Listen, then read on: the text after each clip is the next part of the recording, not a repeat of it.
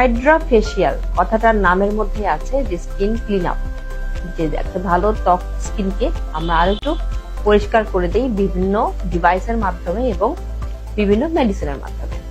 Hydra ফেসিয়ালে প্রথমে ত্বকটাকে clean করে নেওয়া হয় এবং ধাপে ধাপে বিভিন্ন ধরনের ডিভাইস ইউজ করে ত্বককে আরো এনহ্যান্স করা হয়।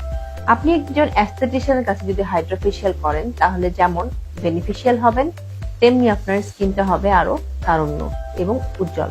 হাইড্রা ফেসিয়ালে আমরা বিভিন্ন ধরনের কোলাজেন ইউজ করে থাকি এবং বিভিন্ন ধরনের বুস্টিং এজেন্ট ইউজ করে থাকি, বিভিন্ন ধরনের ভিটামিনস ইউজ করা হয় এবং ক্লিনজার ইউজ করা হয়, যার মাধ্যমে আপনি ইনস্ট্যান্ট একটি রেজাল্ট পাবেন। আপনার স্কিন হবে গ্লো এবং তরতাজা। হাইড্রা ফেসিয়াল আপনি কখন কখন নিতে পারেন? একটি ভালো স্কিনে, যেমন যাদের কোনো একনি নাই বা কোনো ধরনের স্কার নাই, তারা 15 দিন পর পর বা মাসে একবার হাইড্রা ফেসিয়াল নিতে পারে। এতে কোনো সাইড ইফেক্ট হবে না এবং আপনার স্কিনটা আরো হাইড্রেটেড হবে।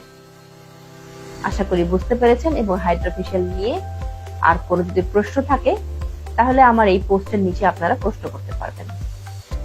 ধন্যবাদ সবাইকে, ভালো থাকবেন।